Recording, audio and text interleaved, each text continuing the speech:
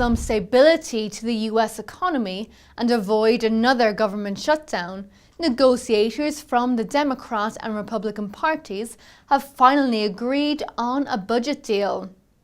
The main negotiators, Democrat Patty Murray and Republican Paul Ryan, believe this new deal will enable more spending in the near term, easing pain from the series of budget cuts that began in March. Senator Paul Ryan said, "I think this agreement is a clear improvement on the status quo. It makes sure we don't lurch from crisis to crisis." The two negotiators were in private talks for weeks, trying to find a solution in order to avert another shutdown. Patty Murray said, "We cheer for a different football team. We catch different fish.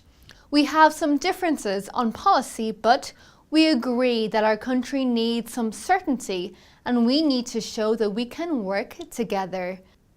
The plan, which is worth $63 billion will see a rise in spending over the next 2 years and is aimed to replace sequestration.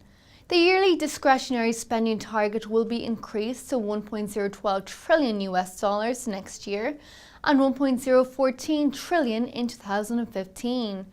The US has a government budget deficit equal to 4.10% of the country's GDP. There will also be $85 billion in deficit reductions included in the plan over the next 10 years, for a net deficit reduction of $22.5 billion. The budget includes changes to federal employee and military pension programs. Airline passengers will also be affected due to an increase in prices. The extension of long-term jobless benefits was absent from the agreement. This is a concern especially for Democrats, as the White House has said that 1.3 million Americans will lose their emergency unemployment benefits if the program is not renewed. However, Barack Obama is pleased with the deal and called on Congress to sign it, so the economy can continue growing and creating jobs without more Washington headwinds. There have been some complaints from key Republican members who are unsatisfied with the proposals to change federal employee retirement programs. Republican Marco Rubio said, "We need a government with less debt and an economy with more good-paying jobs, and this budget fails to accomplish both goals.